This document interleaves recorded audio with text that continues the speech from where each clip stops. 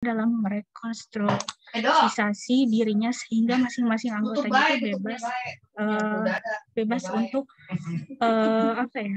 berrelasi dengan satu sama lain, atau mungkin bisa dibilang agar keluarganya itu bisa lebih sehat dalam subsistemnya, seperti itu.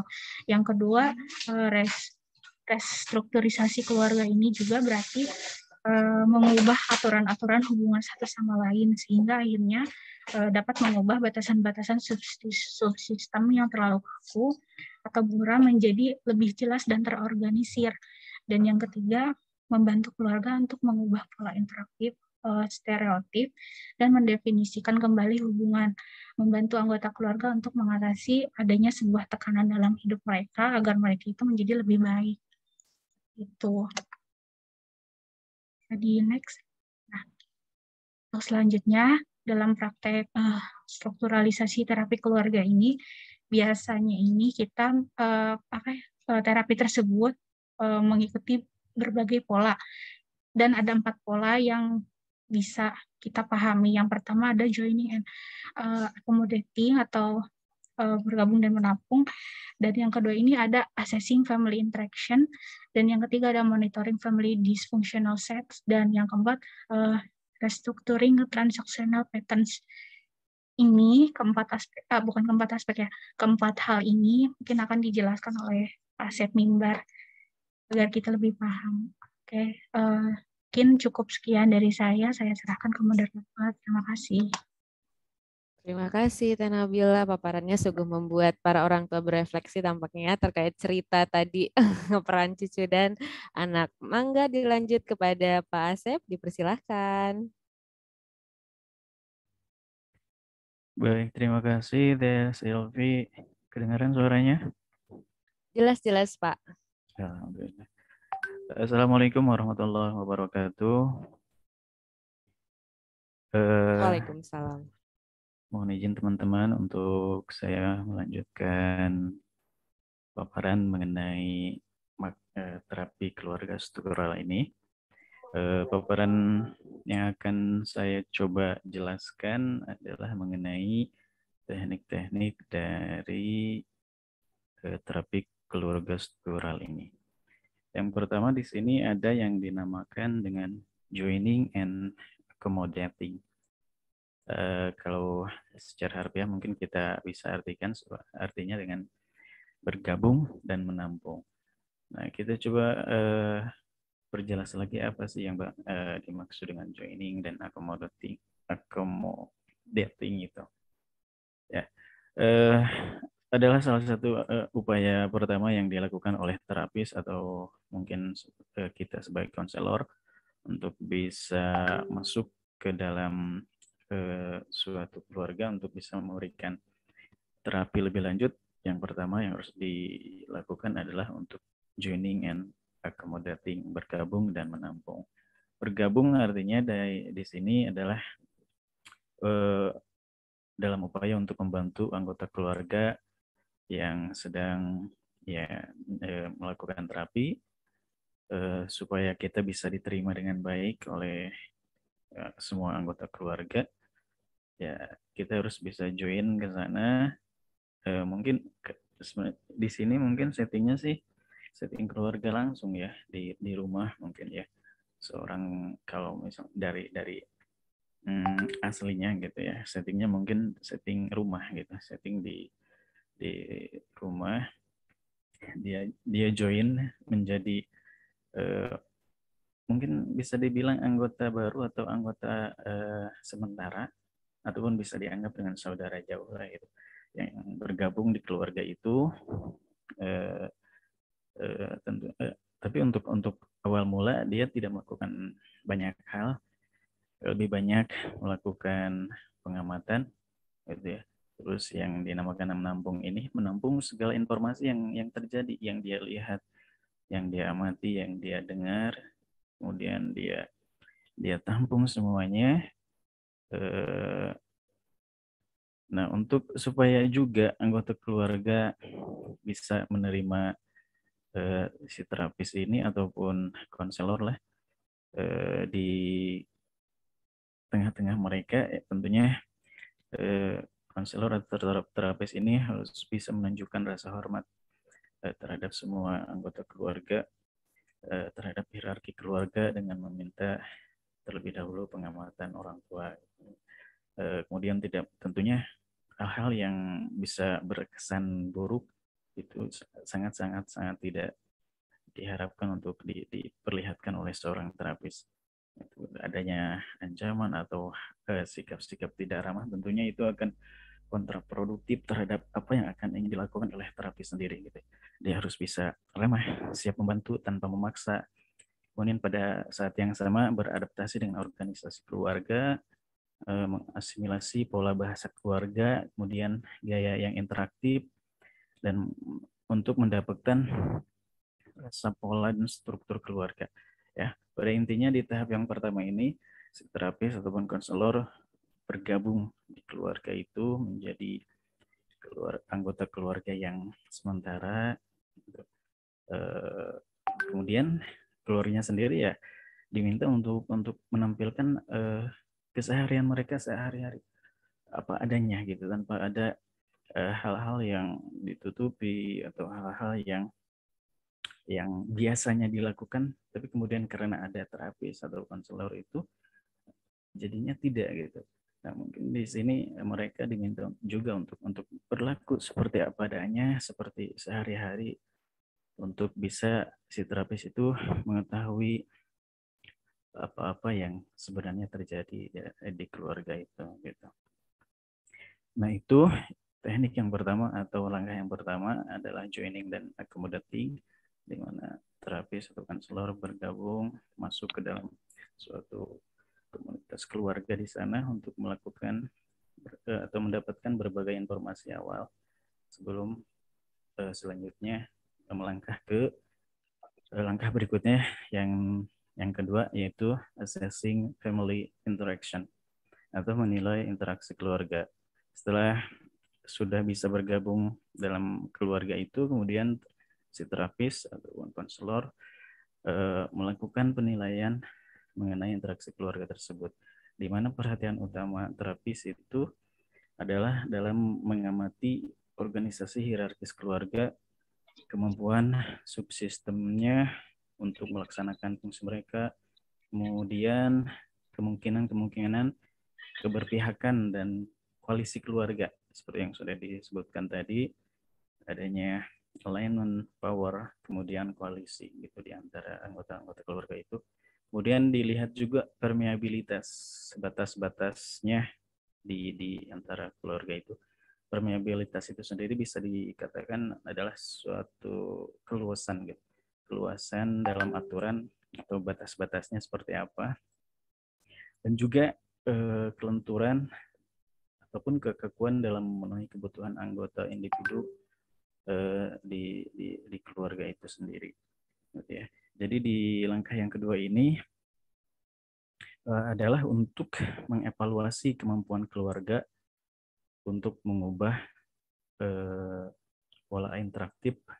Apakah pola interaktif itu ada yang sudah usang atau mungkin tidak lagi bisa dikerjakan supaya menjadi sesuatu yang lebih konsisten dengan perkembangan keluarga yang sedang berlangsung saat ini. Kemudian mungkin di dalam keluarga itu ada mungkin kebiasaan-kebiasaan yang seharusnya sudah tidak bisa dilakukan lagi atau bisa tidak berlaku lagi dilakukan gitu di sebuah keluarga gitu. Ya, itu di sana lebih jauh daripada joining dan accommodating. Di sini terapis berusaha untuk menilai apa-apa saja yang ada atau apa-apa saja yang mungkin ini mulai ke arah apa-apa saja yang salah atau yang sudah benarnya dan juga yang masih harus diperbaikinya. Nah, di sini di tahap ini bisa lebih diketahui oleh terapis. Nah, kemudian berikutnya langkah berikutnya adalah monitoring family dysfunctional sets, yaitu memantau perangkat disfungsional keluarga.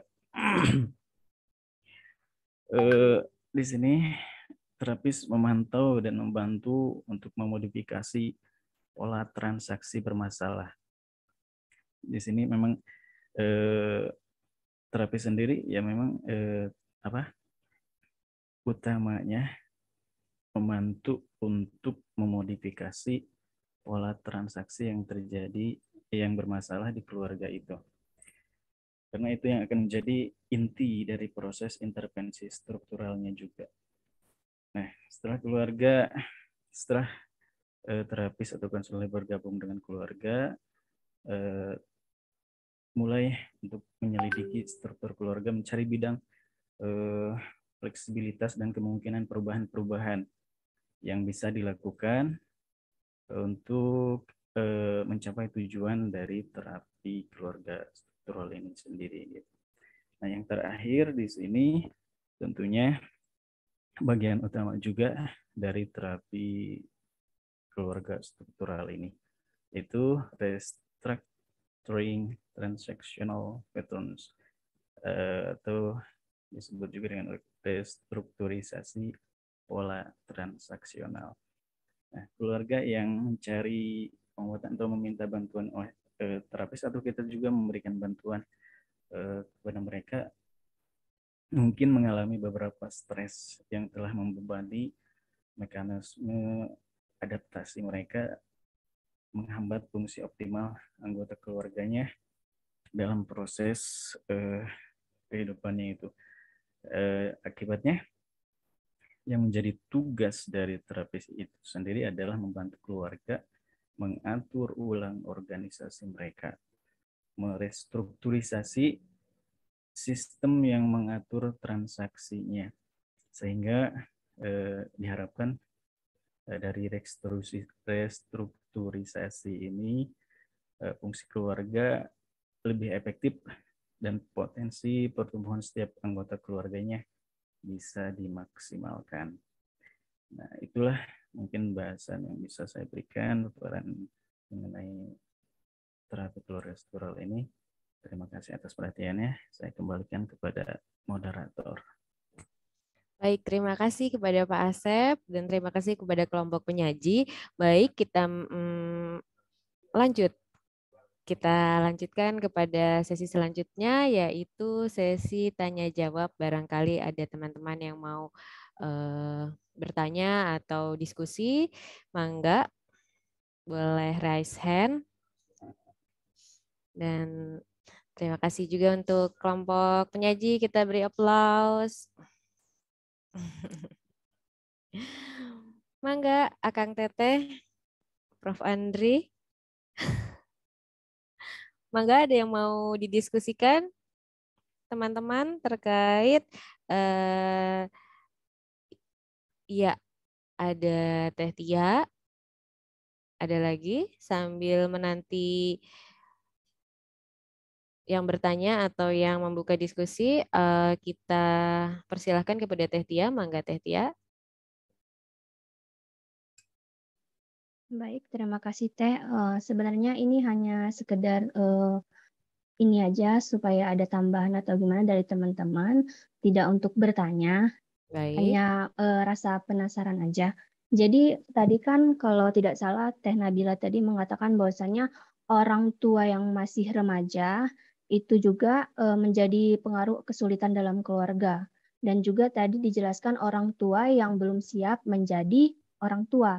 Nah, yang ingin saya tanyakan untuk bahan diskusi saja, apakah pernikahan dini itu selalu beresiko? Sedangkan yang saya tangkap dari lapangannya tidak semua pernikahan dini itu beresiko, karena ada juga yang mengatakan bahwasanya umur itu tidak menjamin suatu kedewasaan seseorang.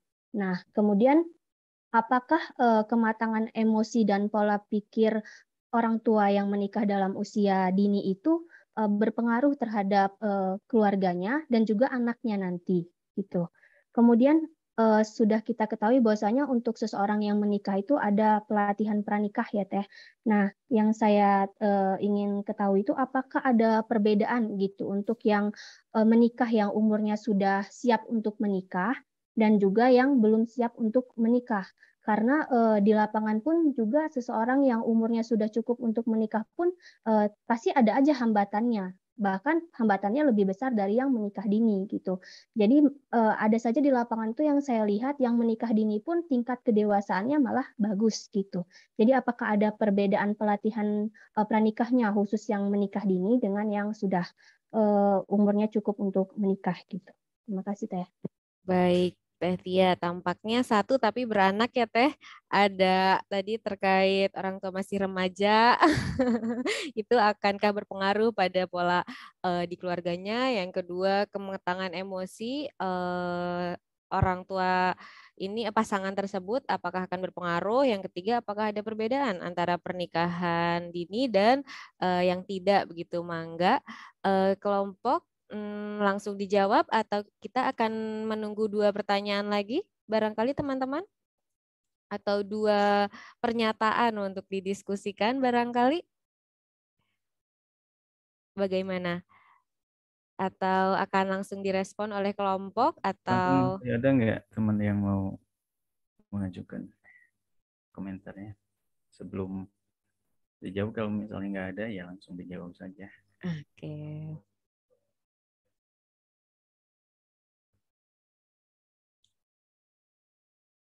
Ya, tampaknya menanti Kayaknya tidak ada ya. respon kelompok terlebih dahulu.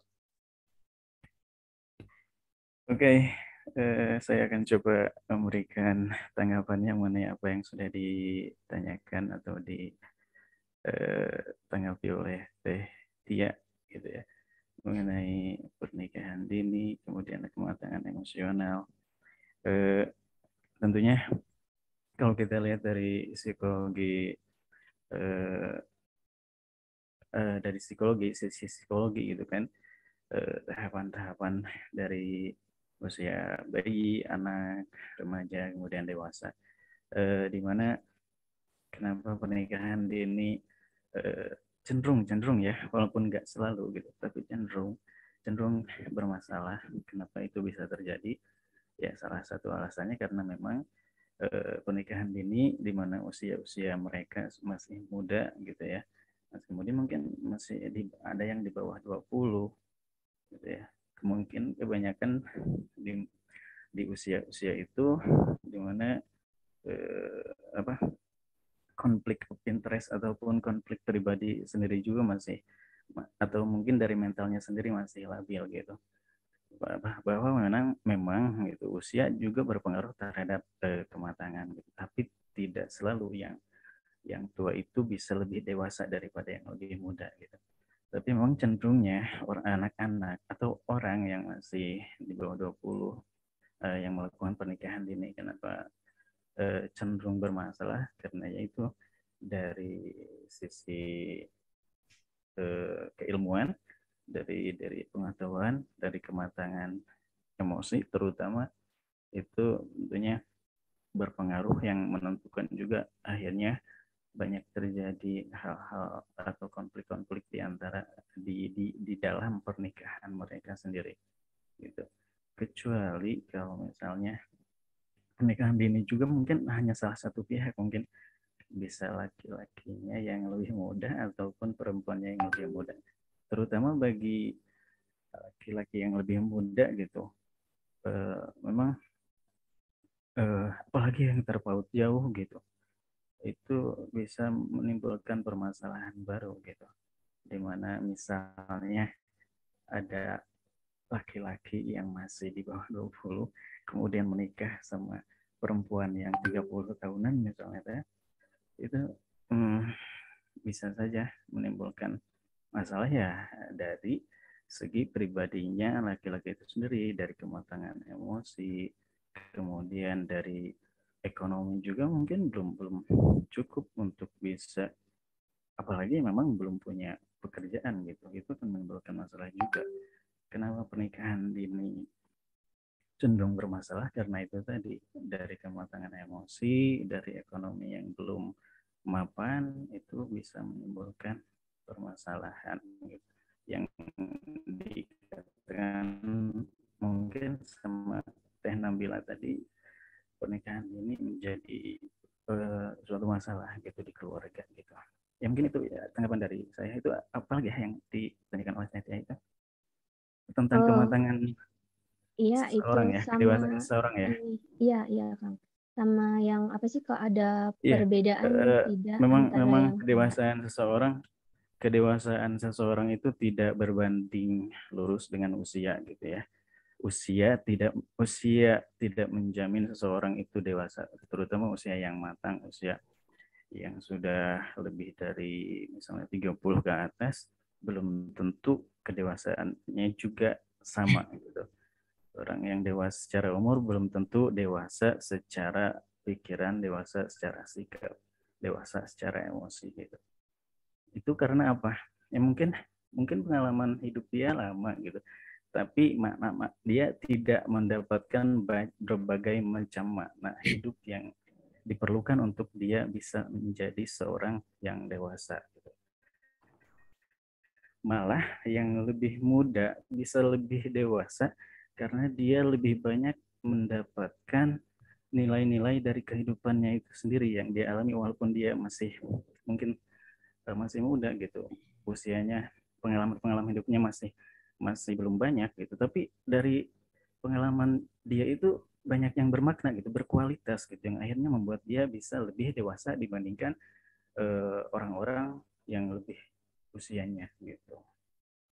Itu ada teman yang lain yang mau nambah? Baik, Silakan. Baik, teman-teman ada yang mau menanggapi? Tadi sudah oke. Dipersilakan kepada Pak Izin. Andri dan oke.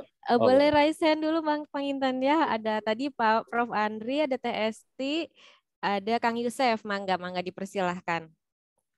Oke. Siapa duluan, saya? Mangga, Prof. Terima kasih Bu Esti. Bu Esti. Kok Bu Esti? Teh Silvi. Menanggapi terkait yang terakhir terkait pernikahan dini ya. Mungkin kita bisa lebih mengkontekstualisasinya kan di lapangan gitu. Karena kita nggak bisa saja ya. Bisa saja nanti ekonominya kurang, bisa saja nanti kematangannya kurang gitu loh. Tapi kita harus mungkin tidak common sense ketika mungkin nanggapin soal menikah dini. Yang ada penelitian belakangan ketika ketika Undang-Undang PUP kemarin itu disahkan, itu penaikan usia perkawinan, itu penelitiannya malah berkutatnya tidak dalam kategori kematangan, tapi lebih kepada fungsi reproduksi saja gitu loh. Walaupun itu masih terbatas gitu loh ya. Dan terkait kontekstualisasinya di lapangan, misalnya terkait ekonomi, itu juga tidak bisa kita berspekulasi di sana. Karena misal di Indonesia itu angka perceraian nomor 2 paling tinggi itu alasannya itu adalah faktor ekonomi. Tapi konteks di lapangan bicara soal faktor ekonomi itu bukan karena ekonominya lemah, enggak, tapi karena kepuasan ekonomi. Ini saya cerita salah satu kasus di Kabupaten Bogor ya. Bercerainya karena faktor ekonomi. Dan ketika ditelisik apa faktor ekonominya, padahal dia dikasih sama suaminya ketika itu adalah saya lupa sekitar 25-40 juta per bulan gitu. Tapi karena ngerasa tidak puas, akhirnya si perempuan ada yang menjajakan dirinya. Tapi itu masih ada faktor ekonominya disebut dalam konteks perceraian, dalam kasus perceraian gitu loh. Jadi faktor ekonomi tidak melulu soal ekonominya kurang, enggak. Padahal dalam faktor ekonomi itu banyak sekali yang kategori ekonominya itu kategori menengah ke atas, tapi dalam konteks perceraian di pengadilan agama itu masuknya ke dalam faktor ekonomi gitu loh. Jadi untuk mengkontekstualisasi mungkin hal-hal seperti ini di lapangan, saya pikir perlu penelitian yang benar gitu. Dan ini disampaikan kemarin waktu membahas kalau tidak salah naskah akademik penaikan usia perkawinan oleh Prof. Uwais Sunarti, salah satu guru besar ilmu keluarga di Indonesia, di IPB. Kemudian terkait teori person struktural fungsional. Saya nggak tahu apakah yang saya sebut ini apakah benar ya sebutannya struktural fungsional. Kalau disampaikan oleh pemateri tadi itu kan struktural, tapi ada aspek-aspek fungsionalnya gitu. Tapi saya lebih saya baca di buku Bu Ratna Megawangi, salah satu yang membawa ilmu keluarga dulu ke Indonesia, ke IPB ya. Terkait teori struktural fungsional yang belakangan kan tadi disampaikan kalau yang mencetuskannya itu adalah si Anu ya, saya lupa namanya tadi. Tapi yang banyak sekali dikembangkan atau bahkan disosialisasikan itu dengan teori target person yang mengatakan kalau keluarga yang ideal itu ya struktural dan fungsional. Struktural misalnya dia terstruktur dalam ketika dia dilihat dalam kondisi masyarakat. Ada yang tadi udah dijelasin ya, ada yang punya power, ada yang auxiliaries, kemudian ada apa lagi gitu loh. Nah, misalnya terkait fungsi dalam teori struktural fungsional, misalnya fungsi ayah itu adalah apa sih namanya, fungsi instrumental. Fungsi instrumental itu fungsi mencari nafkah, kemudian kemudian ibu itu disebutnya fungsi emosional, bukan berarti tidak ada apa tidak ada apa ya tidak bisa membantu ke yang lain gitu. Nah, ketika dia tidak bisa menyesuaikan dengan kondisi, misalnya itu disebut dengan kaku gitu loh. Ketika kondisinya tidak memungkinkan lagi, mungkin si ibunya pengen membantu, tapi si ayahnya mungkin nggak mau gitu ya. Nah, mungkin itu bisa dikategorikan kaku gitu ya. Kemudian ada lagi disfungsi yang tidak berfungsinya apa struktur keluarga secara utuh, misalnya ayah tidak berfungsi sebagai ayah gitu. Ada tadi kan fungsi laki-laki di rumah itu tidak terasa. Itu salah satu bentuk disfungsinya juga. Ayah misalnya tidak memberikan contoh sebagai pemberi nafkah yang baik gitu loh. Nah, itu juga termasuk disfungsi juga gitu loh. Jadi disfungsinya tidak berjalannya fungsi sesuai dengan struktur yang sudah ada gitu ya. Tapi ini bukan berarti apa ya tidak setara, bukan, tapi ini lebih kepada setiap anggota keluarga itu punya fungsi dan punya strukturnya masing-masing. Itu aja mungkin tambahannya sedikit. Terima kasih. Baik, terima kasih Pak Andri. Mungkin kita ke tadi sudah angkat tangan pertama sebelum Kang Yosef, ada Teh Esti, Kang Yosef, kemudian kita akan kembali dulu kepada penanya, begitu barangkali ya. Baik, Teh Esti. Iya, terima kasih Teh Silvi atas kesempatannya. Tadi saya setuju ya dengan Pak Asep atau Pak Andri ya yang menyebutkan bahwa kedewasaan itu terkadang tidak sejalan dengan usia gitu. Tadi pertanyaan yang kalau misalkan anak yang seseorang yang belum diinikan untuk menikah, apakah bimbingannya sama atau tidak ketika bimbingan nikah gitu ya Teh ya. Saya menurut pengalamannya lihat ada teman saya, dia di kelas ya mungkin 16 tahun pada waktu itu dia menikah gitu pada usia itu. Kalau misalkan yang saya tahu tetap mengikuti bimbingan bersamaan dengan waktunya gitu, gelombang, maksudnya pada gelombang itu siapa aja yang mendapatkan bimbingan, dia mendapatkan jadwal itu, dia sesuai dengan itu.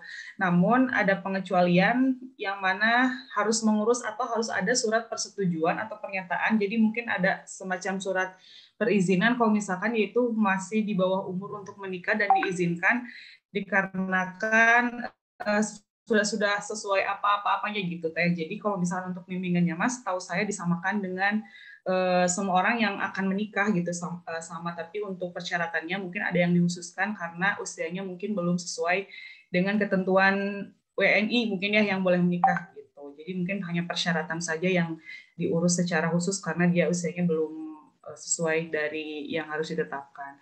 Mungkin begitu Teh Yulistia, semoga membantu. Terima kasih Teh Silvi atas kesempatannya. Baik, terima kasih Teh Esti. Lanjut kepada Pak Yosef, dipersilahkan. Iya, terima kasih atas kesempatannya. Mohon maaf sambil off cam karena sinyal tidak stabil di sini. Betul tadi sangat mengapresiasi sekali tentang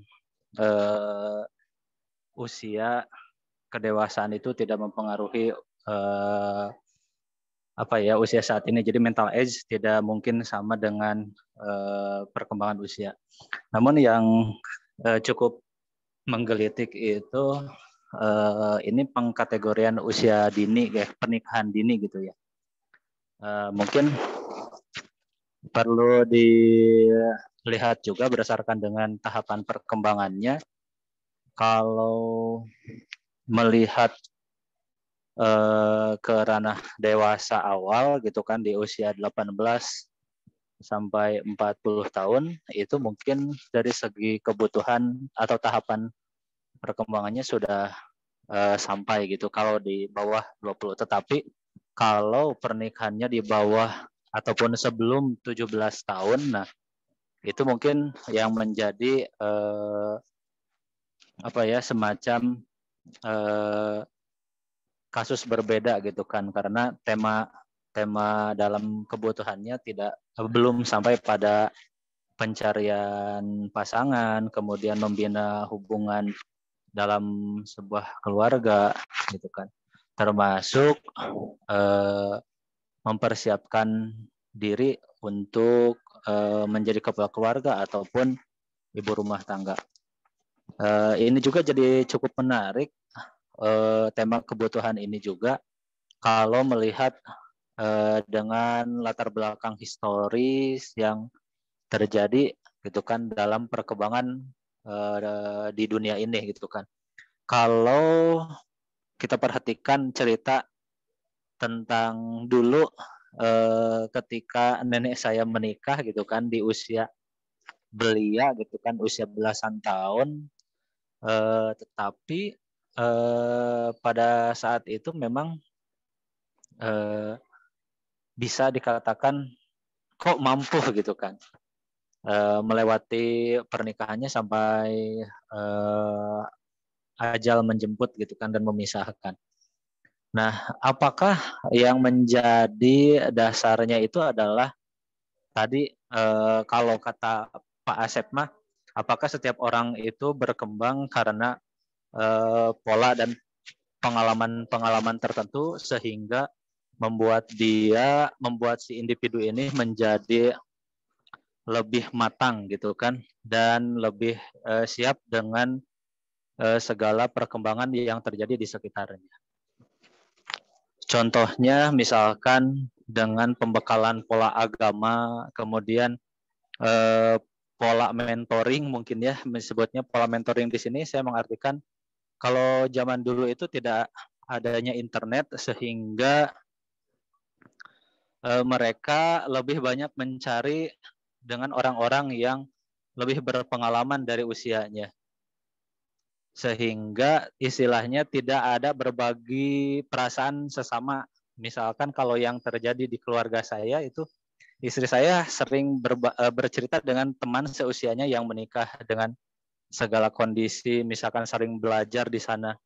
Kalau menurut saya sempat komentar ke istri saya, kok curhatnya ke sesama yang sama-sama mengalami gitu. Kok kenapa enggak ke orang yang jauh lebih berpengalaman gitu kan. Kan kondisinya emosionalnya masih sama gitu. Kemudian pengalamannya masih sama-sama merampa-rampa gitu kan, meraba-raba dan sebagainya. Apa tidak jadi bumerang ke depannya dengan kondisi yang ada? Itu sih mungkin kalau menurut saya.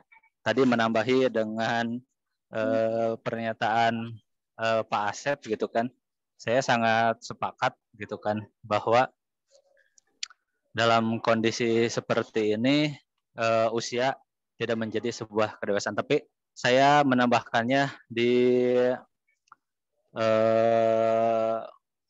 tahapan perkembangan sama dengan sedikit menambahkan diskusi gitu kan terkait kenapa usia-usia sekarang itu lebih banyak berbaginya dengan seusia sesama, tidak dengan orang yang lebih berpengalaman. Itu aja. Baik, terima kasih millennial parents. Tambahin sedikit lagi deh, yang tadi. Oke, mangga Pak Andri. Izin nambahkan sedikit lagi ya, beringat. Jadi di Indonesia itu ada penelitian terkait usia mental laki-laki yang ada di Indonesia kalau saya nggak salah. Jadi usia mental laki-laki itu banyak sekali laki-laki di Indonesia itu usia mentalnya itu 5 tahun bahkan 10 tahun lebih rendah daripada usia biologisnya gitu. Jadi mungkin secara normatif kalau saya pribadi ya tentu pernikahan itu ya ketika sudah mampu, kalau dalam agama itu sudah ada namanya ba'ah gitu. Kalau udah ba'ah, kalau udah mampu ya udah bisa nikah gitu. Tapi ternyata belakangan itu memang ada penelitian terkait usia mental kepala keluarga laki-laki di Indonesia gitu. Jadi banyak ya, bukan berarti semuanya kayak begitu. Artinya ada mungkin hal-hal ya dengan pendidikan yang yang memadai gitu ya. Itu mungkin bisa menjamin mungkin usia mental orang itu lebih baik gitu lah. Karena usia mental dengan usia biologis ini kan bisa dimaksimalkan kan bukan dengan apa secara nature aja gitu ya, tapi nurture gitu loh, ada pendidikan kayak gitu. Itu aja paling mungkin jadi tambahan pertimbangan gitu loh. Baik-baik, tampaknya semakin seru dan semakin dalam ini mengupasnya ya. Baik, kita kembali dulu kepada penanya. Teh Tia, bagaimana tanggapannya atas jawaban-jawaban yang diberikan kepada oleh rekan-rekan? Alhamdulillah sangat jelas banget ya Teh, sampai ke detail-detailnya gitu. Terima kasih untuk Akang dan Teteh. Oke, baik. Barangkali kepada penyaji ada hal yang ingin dikomentari dari bahan diskusi tadi atau pada semua rekan-rekan yang akan menyampaikan pendapatnya terkait tadi kan ada tuh ya Pak Yusef membuka sesi diskusi kembali tampaknya. Kenapa ya begitu Pak?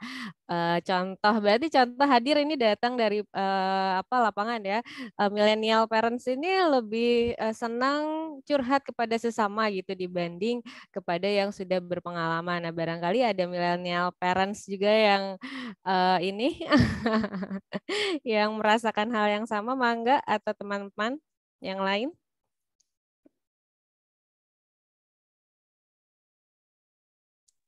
Assalamualaikum. Waalaikumsalam, Umi.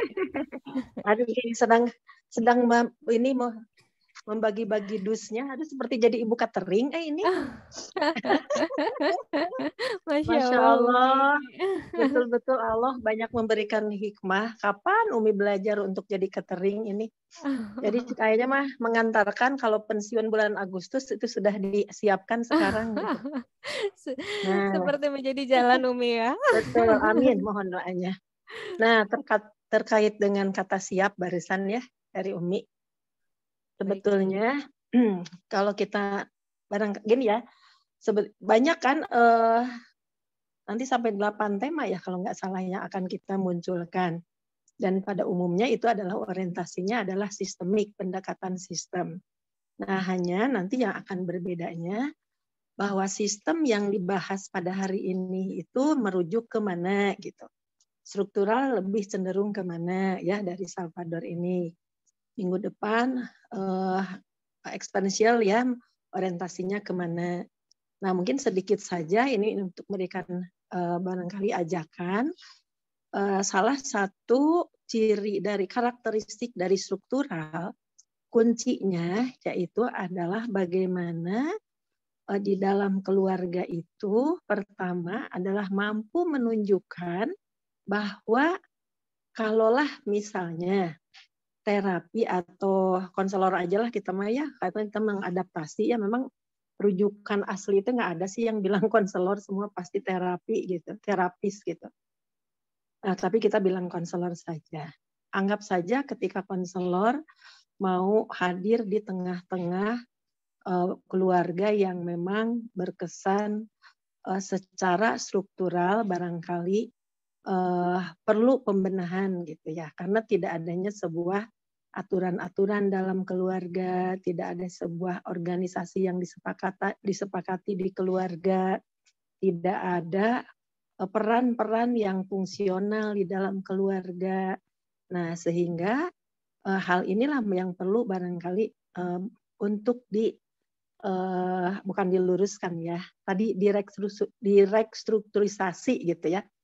Nah, pertama adalah bagaimana di sini untuk masing-masing menyampaikan bahwa memang kondisi di Indonesia agak susah ya, karena kadang-kadang peran orang tua, apalagi ayah, ibu itu kesannya adalah sangat birokratis dan sangat dominan gitu.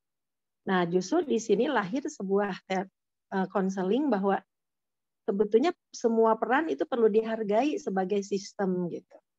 Nah, ini yang perlu intinya di dalam struktural ini, adanya sebuah peran yang terstruktur dan perlu sama-sama dihargai. Ketika ayah merasa menjadi seorang yang pencari nafkah, maka janganlah ibu menyaingi, aku juga sama sebagai orang yang melahirkan, orang yang menyusui. Nah, itu juga memang ada bagusnya. Cuman nanti kadang-kadang kan suka main defense mechanism masing-masing. Kalau ada sesuatu yang dipermasalahkan. Gitu kan. Nah, justru di sini untuk saling memahami dari 4L, 4M menuju 4M yang Umi sampaikan minggu kemarin. Jadi mulai dari mengenal, memahami, mensikapi, dan menyadari bahwa peran masing-masing itu apa gitu. Dari mulai peran ayah itu apa sebetulnya, peran ibu apa gitu. Kemudian peran anak yang pertama itu apa, yang kedua apa, yang ketiga apa, yang bungsu apa. Itu yang sama-sama perlu dipahami. Namun di sana tidak terjadi sebuah hal yang sifatnya kelas gitu, klaster tidak. Struktural ini tidak bersifat klaster, tapi peran masing-masing yang dijalani itu adalah disepakati, ya, dan tentunya menjadilah tercipta fungsi keluarga, peran keluarga yang fungsional, bukan disfungsional. Ini sayang ya, padahal Umi sudah menyiapkan tadi di laptop, ternyata laptopnya error, makanya Umi pindah ke HP. Nah, Umi sudah menyiapkan seperti apa keluarga fungsional, seperti apa keluarga disfungsional. Jika berkenan, barangkali mudah-mudahan minimal ada bukunya Pak Samsu, itu insya Allah ya, mohon doanya kemarin dapat rating istilahnya ya tingkat dunia yang keberapa gitu, mewakili dari UPI paling banyak dikutip sedunia menurut Google Scholar istilahnya Google Scholar ya? Iya, betul Umi. Ya, itu alhamdulillah Bapak diantaranya mendapatkan penghargaan ya, walaupun penghargaan dalam arti ya itu alhamdulillah kemarin diumumkan gitu ya. Nah, ini salah satu walaupun sebenarnya buku-bukunya kan sederhana saja gitu ya. Nah, di situ sudah jelas ada dua tabel yang sangat bersenjangan. Seperti apa keluarga fungsional, seperti apa keluarga disfungsional. Nah, itu berangkat dari keluarga fungsional tuh bagaimana memiliki fungsi, dari mulai adalah fungsi biologis, kemudian fungsi pendidikan, kemudian fungsi sampai fungsi rekreasi, fungsi agama, ya, fungsi dalam artian di sini juga banyak hal yang kadang-kadang kita kurang sangat menghargai di antara anggota keluarga karena anak rasa takut dan malu lebih besar kepada orang tua dan orang tua merasa lebih berkuasa. Nah, padahal di sini ada fungsi yang tentunya untuk saling menghargai di sini. Nah, lebih jelasnya itu nanti bisa disimak, mudah-mudahan sambil merefleksi bagaimana peran fungsi keluarga ini, apakah kita sudah mengarah belajar ke sana, ya Allah, mudah-mudahan walaupun nggak ada yang sempurna ya. Nah, yang paling kita barangkali perlu untuk menengok, nah, apakah tidak sedikit kondisi yang terjadi, apalagi sekarang dengan adanya sebuah pandemi yang semakin ya cenderung, walaupun sekarang dalam kategori yang berbeda dibanding dengan periode kemarin, tapi kan ternyata kan sekarang kan lebih heboh lagi gitu ya, lebih heboh lagi. Nah, setidaknya ini dalam pandangan secara fungsi struktural ternyata memang sangat berpengaruh. Di mana walaupun misalnya gitu ya, secara fungsi biologis keluarga ada, maaf ya, justru dengan pandemi ini insya Allah secara mungkin frekuensi waktu bertemu, intensitas untuk bisa bersamaan, kalau mau dilihat dari sebuah hikmah yang sangat besar, itu adalah sesuatu yang sangat menjadi, ya mungkin dari Allah tuh kita tuh diberi kesempatan ya, yang kemarin-kemarin barangkali kita hanya ketemunya kalau malam hari saja, sore hari saja. Saat pandemi ini kan otomatis kan kita tuh sebetulnya gitu ya, frekuensi bertemu, kemudian kesempatan untuk segalanya bisa bersamaan, sampai termasuk untuk ibadah. Tapi ternyata itu nggak mudah. Mungkin ibu-ibu yang mengajar di lapangan bisa bertanya kepada putra-putrinya. Katanya tidak sedikit anak yang lebih terkekang oleh orang tua.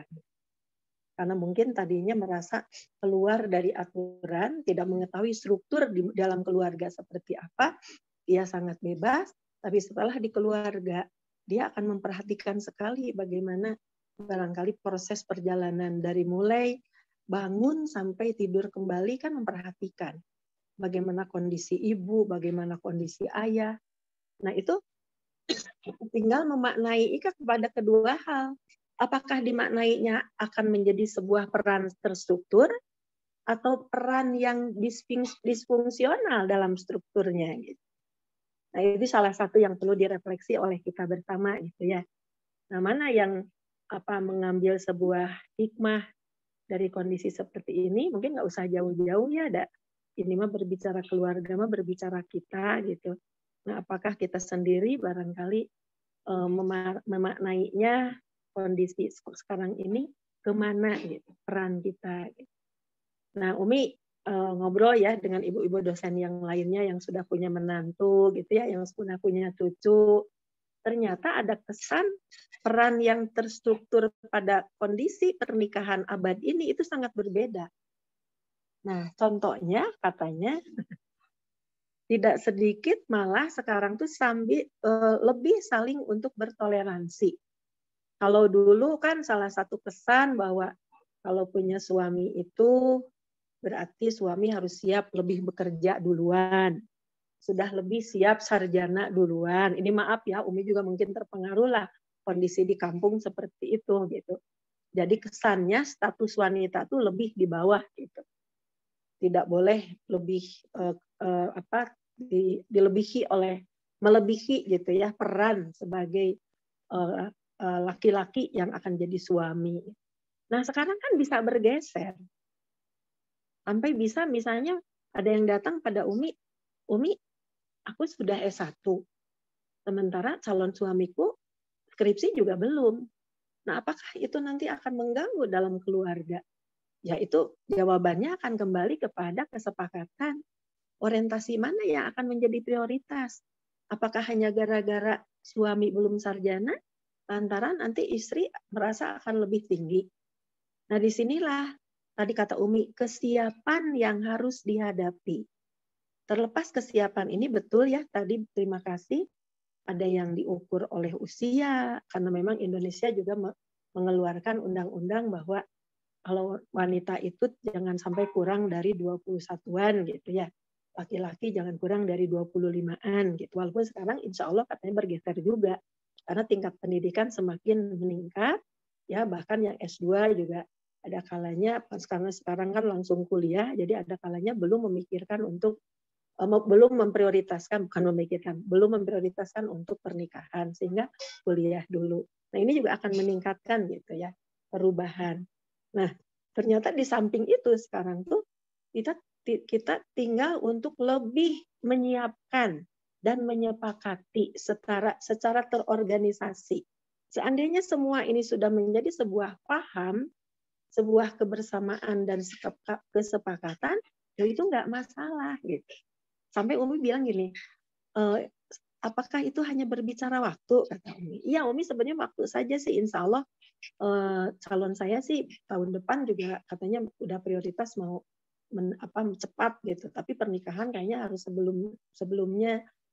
Ya justru gini ya, kalau wanita walaupun sekarang Neng udah masuk S1 dan sudah bekerja ya, sama-sama udah bekerja, dan dia kerjanya di adminnya katanya, kalau saya ngajar gitu. Nah gitu ya, pertama ini sudah harus melalui proses penjelasan pada keluarga masing-masing. Jangan sampai sebuah ikatan yang sudah dibina terus hanya karena yang satu belum sarjana, apalagi lagi itu laki-laki, nah ini kembali saja mau kemana prioritasnya. Tapi kalau prioritas keluarga adalah, oh aku maaf ya, self esteem kami terganggu kalau misalnya wanita sudah sarjana, kalau yang laki belum. Nah tapi kalau ternyata ini menjadi sebuah kesepakatan bahwa ya oke, ini hanya waktu gitu. Kalau disabari untuk tahun depan, ternyata suami bisa menyamai jadi sarjana, bahkan bisa alih fungsi ke edukatif, nah itu kan menjadi sama. Dan tidak menutup kemungkinan, suami kan nggak mengandung, suami kan nggak menyusui, suami kan nggak ngurus anak. Kan boleh jadi perkuliahan masih bisa terus berlangsung. Hanya sekarang saja tertinggal dari istrinya. Besok-besok boleh suaminya malah melampaui. Itu salah satu hal ya, sehingga kemana fungsi peran ini memprioritaskan. Ini dari sisi peran dan fungsinya. Sehingga ya dari hal ini bisa akan menjadi kebentuk fungsional, bisa disfungsional. Kalau disfungsional kan gara-gara istri lebih tinggi jadi guru, terus sudah sarjana, sementara suami belum. Berpengaruh ke perilaku sehari-hari, berpengaruh kepada bagaimana berinteraksi dengan orang lain. Istri merasa lebih self-esteem-nya lebih tinggi. Ya itu kan jadi disfungsional, gara-gara hanya belum sama. Nah, jadi mau kemana? Nah, disinilah Salvador itu untuk lebih membenahi. Gitu. Kalau aturan-aturan itu memang belum sepakat, maka sampai kapanpun peran dan fungsi di dalam keluarga itu memang tidak akan terjadi sebuah sistem yang selaras.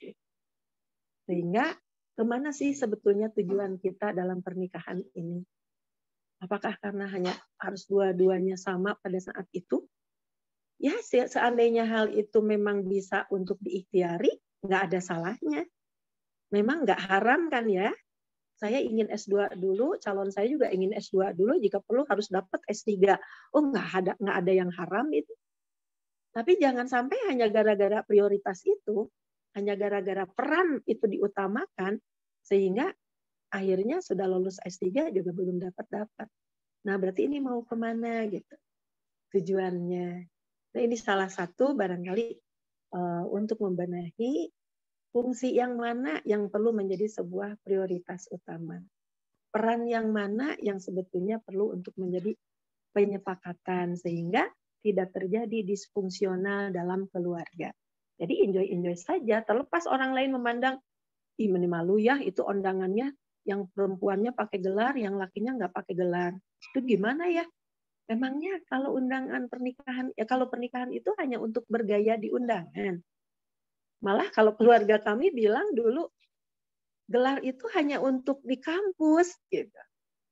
Bukan untuk di undangan. Di undangan itu tetap saja namanya original aja, Samsu Yusuf, kayak anak kami namanya Rizky, siapalah gitu, walaupun katanya dari mana. Itu kan di sana, di kampus sana, gitu. Nggak harus jadi sebuah label, gitu. Nah, itulah mungkin bergesernya saat ini. Dulu zaman Umi memang masih syarat lah.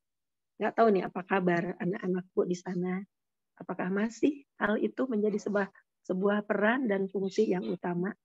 Mangga silakan untuk direfleksikan gitu. Ya, terima kasih. Itu mungkin jadi intinya peran dan fungsi yang perlu terorganisasi dengan sistemik. Karena kalau ini tidak terjadi secara terorganisasi secara sistemik, maka sekecil apapun permasalahan akan jadi besar. Sehingga sebetulnya disfungsi yang jadi kecil, disfungsi yang sangat kecil itu akan menjadi besar dampaknya, bahkan complicated. Akan menjadi kompleks, menyeluruh. Karena satu kuncinya terbuka, tidak sepakat. Udah jadinya semuanya. Ini jadi kayaknya di keluarga itu kayak benang kusut ya, tapi sebetulnya benang itu nggak usah terjadi kusut seandainya kalau dari awal memang sudah terorganisasi untuk bisa menggolongnya dengan baik, tidak dengan emosional, tapi menggolongnya dengan sangat tulus dan sabar. Itu kalau disimbolkan pada sebuah benang yang digolong. Itu barangkali ada komen, maafkan ya Umi sambil ini nimel-nimel. Mangga ada komentar, ini supaya kita berefleksi saja, supaya dengan minggu depan agak berbeda. Nah, kalau minggu depan itu cenderung ke pengalaman dari setiap anggota, gitu, pengalamannya. Tapi sebetulnya sih masih sistemik ya, insya Allah karena dalam rantaian, dalam pendekatan sistem yang sama. Ya, hanya mungkin kita kuncinya harus berbeda. Nah, itu barangkali belum dilihat dari peran konselornya ya, maaf Umi. Sebenarnya sudah ada tulisan khusus mau ditayangkan, tapi kenapa nggak tahu ini error, terus aja muter. Ya, dimatiin nggak bisa, ini nggak tahu gimana matiinnya juga ya. Nah ini ya, mangga ada komentar dulu, terutama ke penyaji, melalui moderator, atau mungkin pada semuanya. Maafkan jika ilustrasi, refleksi yang Umi sampaikan, memang itu adalah sangat-sangat kental dengan kondisi kita sebagai seorang yang memang sedang menjalani kehidupan, apalagi yang sudah berkeluarga. Jadi memang BK keluarga ini dari kita, oleh kita, untuk kita. Mudah-mudahan ada manfaatnya. Ya. Terima kasih. Silakan mungkin dilanjutkan. Atau ada komentar dulu lebih baik. Izin Umi sebelum mengakhiri, karena sebentar lagi ini pengambilan dokumentasi terlebih dahulu mungkin Umi. Sebentar.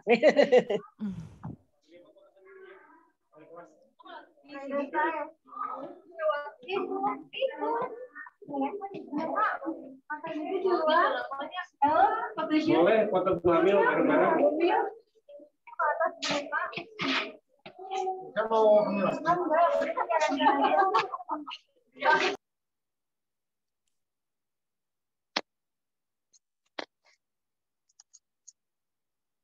Baik, sudah siap semuanya. Izin mendokumentasikan hitungan ketiga ya. 1, 2, 3. Iya. Sudah? Sudah, Neng? Sudah Umi. Coba silakan apa yang mungkin sudah sedikit disampaikan. Ada sebuah refleksi dari moderator. Baik, sungguh menarik Umi pertemuan hari ini bicara tentang struktural dan fungsi sebuah keluarga.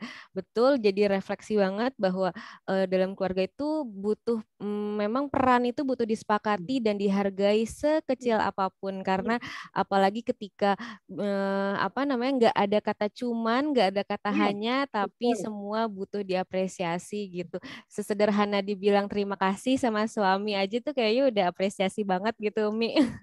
Dan ternyata secapek apapun ketika memang hal sekecil apapun itu diapresiasi, nyatanya menjadi mood booster untuk pasangan kedua pasangan ini.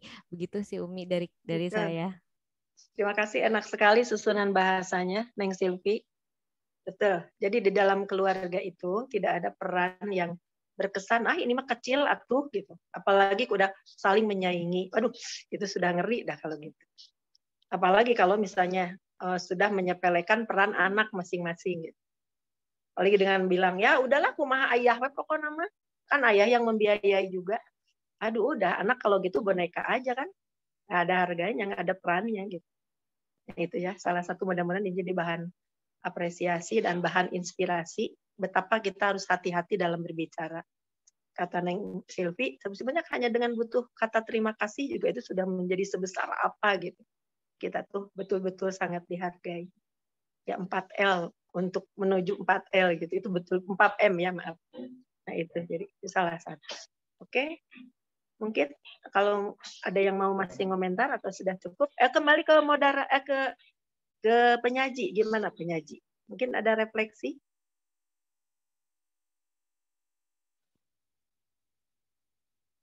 Kang Asep, Iya, Kang Asep pengalaman kah? Pak Asep, kumaha refleksinya dari struktural ini? Gimana Pak Asep? Iya, Umi dan teman-teman namanya. Mungkin kembali mencoba membahas mengenai terapi keluarga struktural ini, bahwasanya berhasil tidaknya terapi ini atau konseling dengan terapi struktural itu tergantung juga dari niat kemauan dari semua anggota keluarga untuk mencari solusi untuk mempunyai tujuan yang sama pula. Itu yang paling utamanya, untuk mempunyai tujuan yang sama, mau dibawa kemana bahtera keluarga ini gitu. Kalau sudah nanti ada kerikil-kerikil permasalahan yang terjadi dalam keluarga itu, kembali lagi ke tujuan semula, tujuan kita keluarga ini kemana. Itu akan membuat semua anggota keluarga kembali ke tracknya masing-masing, kembali ke peran dan fungsinya yang sama-sama besar. Menjadi seorang orang tua, menjadi anak, sama-sama mempunyai peran dan fungsi yang sama, peran yang sangat besar untuk bisa menjaga nahkoda keluarga ini ke tujuannya. Oke, bagus. Insyaallah. Mudah-mudahan Pak Asep biar amanah ya. Kalau Umi mengajak pada anak-anakku yang 20 ini berangkat dari istilah sebutan keluarga fungsional dan disfungsional, barangkali di situ mau sama-sama untuk merefleksi, silakan ya. Walaupun mudah-mudahan ini tidak dianggap sebagai tugas, tapi biar lebih memahami. Tadinya Umi mau nayangkan, tapi karena mungkin juga waktu, silahkan yang fungsional yang seperti apa, yang disfungsional seperti apa, dan bagaimana kita untuk merefleksikan hal ini.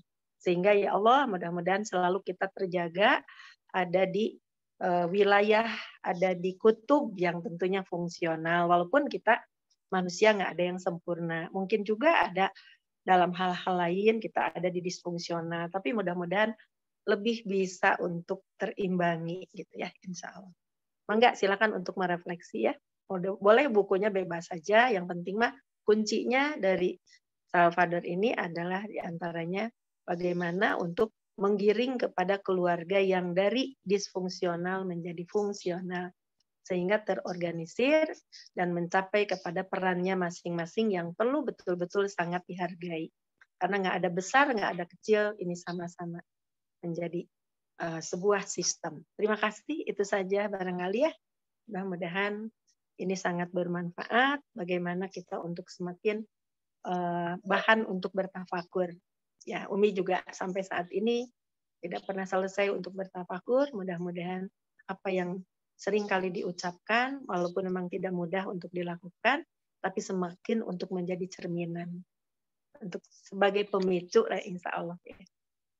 Ya, apalagi dalam kondisi seperti sekarang, ya mohon doanya, ya insya Allah harus tetap, ya Kang Andri, bagaimanapun ibumu ini sudah tua, ingin tetap menunjukkan daya juang, semangat, ya sehat. Walaupun sugesti itu besar juga, apalagi kan kalau Umi sudah pada tahu ya, bahwa ingat Umi pasti ingat batuk, gitu kan, ingat Umi, ingat ya seperti yang baru flu atau gimana, karena memang sudah biasa gitu dari dulu, mungkin yang dari PPBS 1 sudah hafal. Nah, Umi juga menyadari, oh kalau saya mah memang sudah biasa. Kalau orang lain kan sekarang lagi flu sedikit, waduh flu, aduh bersin gitu kan, jangan didekati gitu. Aduh kumaha tuh Umi mah bersin terus gitu. Nah ini kayak gini ya. Nah, ini juga mohon doanya ya pada semuanya. Atur nuhun, mangga tiasa ditutup. Alhamdulillah, panginten Kang Asep atau moderator silakan.